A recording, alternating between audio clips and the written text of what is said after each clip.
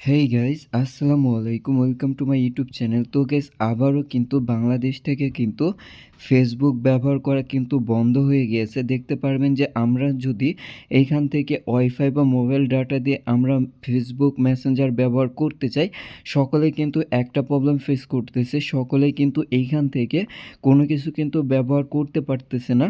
তো গাইস, শুধুমাত্র একটি উপায়ে কিন্তু আপনারা এইখান থেকে ফেসবুক এবং মেসেঞ্জার ব্যবহার করতে পারবেন উইদাউট ভিপিএন।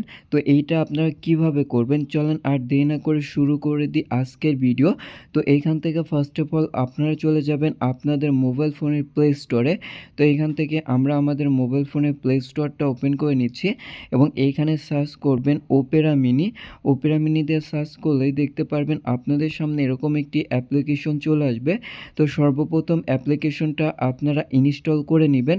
তো গাইস, ইনস্টল করার পর এইখান থেকে আপনারা কিন্তু ফেসবুক কিন্তু খুব সহজেই ব্যবহার করতে পারবেন। দেখতে পারবেন যে আমরা কিন্তু এইখান থেকে কিন্তু ফেসবুক ব্যবহার করতে পারতেছি এবং এইখান থেকে কিন্তু আমরা চাইলে মেসেঞ্জারও ব্যবহার করতে পারবো। অসংখ্য ধন্যবাদ সকলকে ভিডিওটি দেখার জন্য।